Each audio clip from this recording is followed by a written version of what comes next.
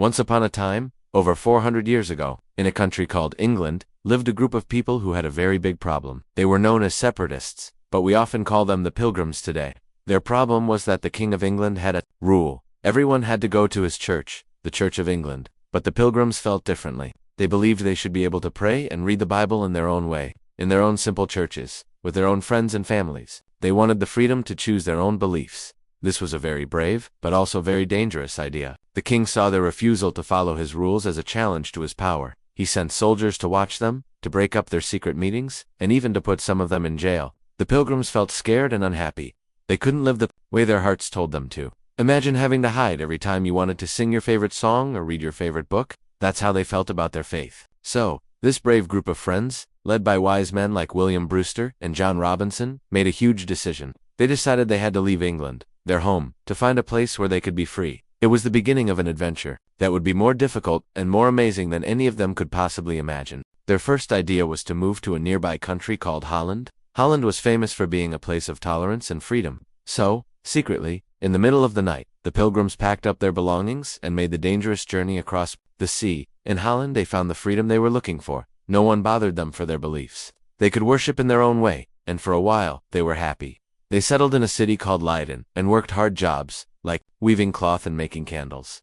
But as the years went by, a new worry began to grow in their hearts. Their children were growing up speaking Dutch, the language of Holland. Instead of English, they were learning Dutch customs and forgetting the English ways of life. The Pilgrims feared that if they stayed, their small community would simply disappear, melting into the culture around them. They had found religious freedom, but they were losing their identity. They were Englishmen, and they wanted their children to grow up as Englishmen. Once again, they had to make a very big decision. They decided to leave Holland and sail to a new, wild, mostly unknown place far across the great Atlantic Ocean, America. They had heard stories of a vast land with rich soil and giant forests, a place where they could build their very own community, and New England, where they could be both English and free. Planning a trip across the ocean in the 1600s was incredibly difficult. There were no airplanes or giant cruise ships. Their plan was to sail on two ships. The first was a small ship they bought and named a Speedwell, which would carry the Pilgrims from Holland. The second was a larger rented cargo ship named the Mayflower, which would meet them in England with another group of passengers. These other passengers weren't pilgrims.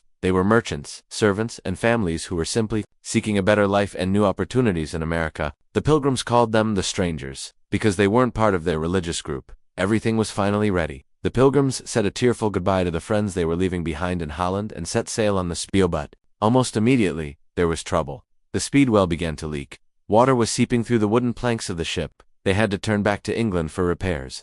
They tried a second time, and again, the Speedwell started taking on water. It became clear that the little ship was not safe enough for the long, dangerous ocean voyage. It was a terrible setback. All the passengers and their supplies had to be crammed onto the one remaining ship, the Mayflower. This meant less room, less food, and a much more crowded journey for everyone. With heavy hearts, but determined to continue, they waved goodbye to the shores of England one last time and pointed the Mayflower's bow toward the vast, empty horizon of the Atlantic. The journey across the ocean on the Mayflower was a long and miserable ordeal. The ship was only about 100 feet long, smaller than a modern basketball court, and it now carried 102 passengers, plus about 30 crew members. They were packed together, like sardines in a can. There were no private rooms or bathrooms. The main passenger area was the 'tween deck, a dark, cold, and damp space between the main deck and the cargo hold below. It was so cramped that the ceiling was too low for most adults to even stand up straight. The air was stale and smelled of seawater, unwashed bodies, and SEASICKNESS. 466 long days. This tiny wooden ship was their whole world. The ocean was not kind. They were hit by huge storms with waves as tall as mountains. The fierce winds ripped at their sails and tossed the little ship back and forth like a toy. During one terrible storm, a massive wave crashed over the deck and cracked one of the main wooden beams that supported the ship's frame. For a moment, it seemed like the Mayflower might break apart and sink. But with quick thinking, some of the passengers used a giant iron screw they had brought for building houses to push the beam back into place, saving the ship. Throughout the voyage, many people were sick, and sadly, 2 people died. But there was also a moment of joy when a baby boy was born. His parents named him Oceanus, in honor of the great ocean he was born upon. Before anyone even set foot on the new land, a serious problem arose on the ship. Because they had not landed in Virginia, the rules of their original charter from the king no longer applied. Some of the strangers, the passengers who were not pilgrims, began to grumble. They argued that since they weren't in Virginia, no one had any power to command them. They said they would go off on their own and do whatever they wanted. The Pilgrim leaders, like William Bradford, knew this would lead to chaos. If everyone went their own way, they would never survive.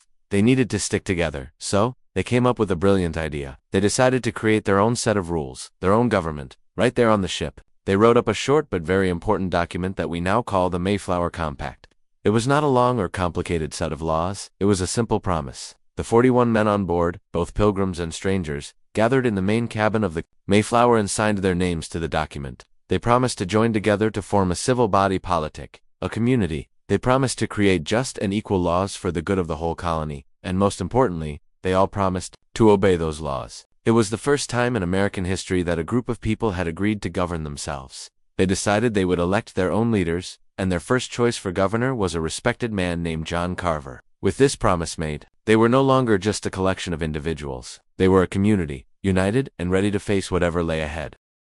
With the Mayflower safely anchored, the real work began. They needed to find the perfect spot to build their new town. For weeks, small groups of men, led by a tough soldier named Captain Miles Standish, would row ashore in a small boat to explore the cold, wind-swept coastline. The land was wild and empty. The trees had lost all their leaves, and a gray winter sky hung overhead. It was not the warm, sunny paradise they might have dreamed of. On their explorations, they found signs that people had lived there before. They found empty cornfields, the remains of huts, and even baskets filled with corn kernels buried in the sand. This was a fantastic discovery. The corn was food, and even more importantly, it was seed that they could plant in the spring. They took the corn, intending to pay the owners back if they ever found them. During one of these trips, they had their first encounter with the native people, but it was a frightening one. A small group of Native Americans shot arrows at them from the woods, and the Pilgrim men fired back with their loud muskets. No one was hurt, but it was a scary reminder that they were not alone in this new land. Finally, just before Christmas, they found the perfect spot. It was a piece of high ground next to a clear, running brook. There were cleared fields nearby, perfect for planting, and a deep harbor where the Mayflower would be safe. They named this place Plymouth, after the port city in England from which they had set sail. The tired passengers began to ferry their belongings from the ship to the shore. They had found their home. Now they had to survive in it. The first winter in Plymouth was a time of terrible suffering and sadness. The Pilgrims were not prepared for the harshness of a New England winter. The cold was bitter, far colder than anything they had known in England or Holland. The wind howled, and heavy snow fell, covering the ground in a thick, white blanket. They worked as fast as they could to build shelters, but the first houses were small, simple structures made of wood and mud, with thatched roofs that did little to keep out the biting cold. Worse than the cold was the sickness. After the long, difficult journey, the Pilgrims were weak, and their bodies were not used to the new climate or the lack of fresh food. A terrible sickness, which they called a general sickness, likely a combination of scurvy, pneumonia, and other diseases. Through the tiny settlement, almost every day, someone else would fall ill. At the peak of the sickness, there were only 6 or 7 healthy people left who were able to care for all the others. They bravely fetched wood, made fires, cooked what little food they had, and cared for their sick and dying friends and family. By the time the winter finally ended and the first signs of spring appeared, the cost had been devastating. Of the 102 passengers who had arrived on the Mayflower, nearly half of them, 45 people, had died. Almost every family had lost someone they loved, a mother, a father, a husband, a wife, or a child. They buried their dead at night on a nearby hill, so the native people wouldn't see how few of them were left. It was a time of immense sorrow, but the survivors did not give up. They held on to their faith and their promise to each other, and with incredible courage, they prepared to face the spring. One day in March, as the snow was finally melting, the Pilgrims were startled by an unbelievable sight. A tall Native American man with long black hair walked confidently, all by himself, right into the middle of their new Plymouth settlement. The Pilgrims grabbed their muskets, not knowing if he was a friend or an enemy, but then the man did something amazing. He raised his hand in a sign of peace, and, in a clear voice with a heavy accent, he said, "Welcome, Englishmen."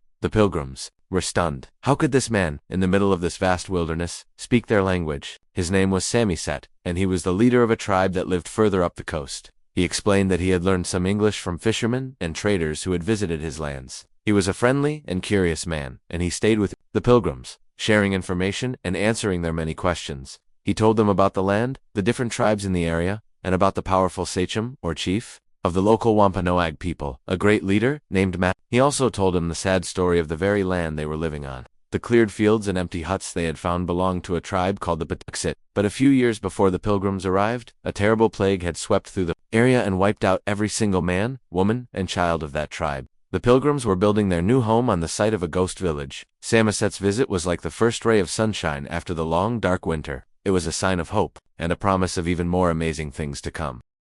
A few days after his first visit, Samoset returned, and this time, he brought someone with him. This new man's name was Tisquanum, but the Pilgrims would come to call him Squanto. And Squanto would turn out to be the single most important person for the survival of their colony. He was, as one pilgrim later wrote, a special instrument sent of God for their good. Squanto's own life story was one of incredible tragedy and adventure. He was, in fact, one of the last surviving members of the Patuxet tribe, the very people who had lived in Plymouth before the plague. Years earlier, before the Mayflower had even set sail, Squanto had been kidnapped by an English sea captain and taken to Spain to be sold as a slave. He was rescued by some kind monks who taught him about their faith. From Spain, he somehow made his way to England, where he lived for a time and learned to speak English perfectly. Finally, after many years, he managed to get passage on a ship back to his beloved homeland. But when he arrived, he was met with a devastating sight. His village was empty, his fields were overgrown, and his entire family and all of his friends were gone, wiped out by the terrible disease that had arrived just before him. He was now a man without a tribe, a stranger in his own home. It was into this lonely existence that the Pilgrims arrived, and it was his unique skills and his incredible life experience that would save them. Squanto became the Pilgrims' teacher, their guide, and their best friend. The food they had brought with them from England was almost gone, and they had no idea how to find or grow food in this new land. Squanto knew everything. He took them to the nearby rivers and streams and showed them where the fish swam and how to catch the slippery eels that hid in the mud. He walked them through the forests and pointed out which plants were good to eat and which were poisonous. He showed them how to tap the maple trees to get sweet syrup. Most importantly, he taught them how to plant corn, the crop that would become their most important food source. He showed them a special technique that the Wampanoag had used for centuries. He told them to plant the corn kernels when the oak leaves were the size of a mouse's ear. And in each mound of earth where they planted the seeds, he told them to bury a small fish alongside them. The Pilgrims thought this was very strange, but Squanto explained that as the fish rotted, it would act as a fertilizer, giving the soil the nutrients the corn needed to grow tall and strong. He taught them how to plant other native crops as well, like beans and squash, which they planted around the corn stalks. Beans would climb the stalks, and the big leafy squash plants would cover the ground, keeping out the weeds and keeping the soil moist. The Pilgrims listened to every word and followed his instructions carefully. Thanks to Squanto, the fields of Plymouth were soon filled with green shoots, a sign of life and a promise of a future harvest. Squanto did more than just teach the Pilgrims how to survive. He acted as their ambassador and translator, helping them build a relationship with the surrounding Wampanoag people. He arranged a very important meeting between the Pilgrim governor, John Carver, and the great Wampanoag sachem, Massasoit. Massasoit arrived at the top of a nearby hill with 60 of his tall, strong warriors. It was a tense moment. The Pilgrims were nervous, and the Wampanoag were cautious. But thanks to Squanto's translations, they were able to talk to each other that day. The Pilgrims and the Wampanoag made a treaty, a formal agreement of peace and friendship. They promised 6 important things. They promised not to hurt each other. If anyone from one group hurt someone from the other, the offender would be sent to the other group to be punished. They promised not to steal from each other. They promised to help each other if they were ever attacked by an outside enemy. They promised to meet in peace, without their weapons. And finally, Massasoit promised to tell all the neighboring tribes about this treaty so they would be friends with the Pilgrims too. This treaty was incredibly important for both sides. For the Pilgrims, it meant they were safe from attack. For the Wampanoag, who had been weakened by the same plague that destroyed the Patuxet, it meant they had a new ally with powerful muskets to help them defend against their rivals, the Narragansett tribe. This treaty of peace, based on mutual respect and mutual need, would last for more than 50 years. As the summer turned into a warm, golden autumn, the Pilgrims saw the results of their hard work and Squanto's guidance. The fields that had been barren and empty when they arrived were now overflowing with food. The corn grew tall, its ears fat and golden. The squash and pumpkins were plump and orange. The beans were plentiful. The men went hunting in the forests and fishing in the rivers, and their luck was good. The forests were full of wild turkeys, ducks, and geese, and they even brought back 5 deer. The storehouses that had been empty during the terrible winter were now filled to the brim with enough food to last them all through the coming winter. The Pilgrims' hearts were filled with joy and relief. They had survived. After all the sickness, sadness, and hardship, they had built a home, planted a crop, and were now looking forward to a future of plenty. Their new governor, William Bradford, as Governor Carver had sadly died in the spring, looked at all they had accomplished. He saw their sturdy new homes, their strong friendships, and their full storehouses. He and the other Pilgrim leaders decided they needed to celebrate. They wanted to have a special harvest festival to give thanks for their incredible blessings, for their survival, and for all the help they had received from their new friends. It was time for a party. The Pilgrims planned their harvest festival to be a 3-day celebration. To show their gratitude and friendship, Governor Bradford sent an invitation to Chief Massasoit and his people to join them.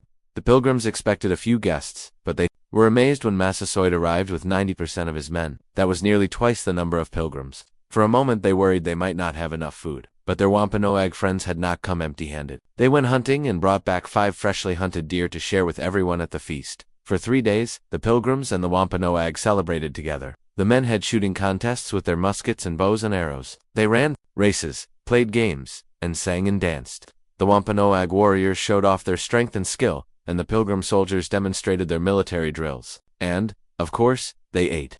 The long tables were piled high with all sorts of delicious food. There was roasted duck, goose, and venison. There was smoked fish and eels. There were big bowls of corn porridge and flat cornbread. There were vegetables, like cabbage, onions, and squash. It was a feast fit for kings. This was the first Thanksgiving. It wasn't a formal religious holiday, but rather a joyful harvest celebration, a festival of community, and a powerful symbol of 2 very different cultures coming together in peace and friendship to share the bounty of the land. The Feast of 1621 was a single event, a moment of joy and cooperation in a long and complex history. It was a celebration born out of survival, a thank you for a successful harvest, made possible by an unlikely friendship. That spirit of gratitude is the true legacy of that first Thanksgiving. It's a reminder that even after the most difficult and challenging times, there are always things to be thankful for: a warm home, food on the table, and the kindness of friends. Over the years and centuries, the story of the Pilgrims and the Wampanoag grew into a foundational American myth. The idea of setting aside a day to give thanks became a tradition in many colonies and states. Finally, during the middle of the Civil War, President Abraham Lincoln declared a national day of Thanksgiving, to be celebrated on the last Thursday of November. He hoped it would help to heal a divided nation.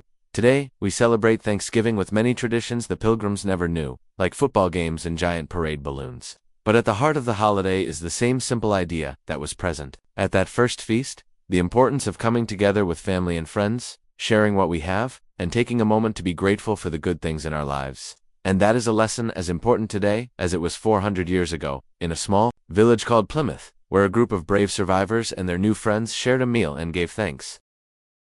After more than 2 months at sea, on a cold morning in November, a lookout shouted the words everyone had been desperate to hear: "Land, ho!" The passengers rushed to the deck and saw a thin strip of land on the horizon. They had made it. They cheered and cried and thanked God for their safe passage. But their joy was mixed with confusion. According to their maps and their charter from the king, they were supposed to be in Virginia, near the mouth of the Hudson River. The land they were looking at was Cape Cod, in what is now Massachusetts, hundreds of miles north of their intended destination. The ship's captain, Christopher Jones, tried to sail south toward Virginia, but the journey was too dangerous. The waters around Cape Cod were full of treacherous sandbars and hidden rocks called shoals, which could easily rip a hole in the bottom of a wooden ship. Winter was coming on fast, and their supplies of food and fresh water were running dangerously low. They had to find a place to land, and they had to find it quickly. They decided that they had no choice but to stay and try to make their home in this cold, unfamiliar land. They sailed the Mayflower around the tip of Cape Cod and anchored in a safe, deep harbor. The long, hard journey across the ocean was over, but their struggles were just beginning. They were about to face their greatest challenge yet: surviving the winter in a wild and unknown world.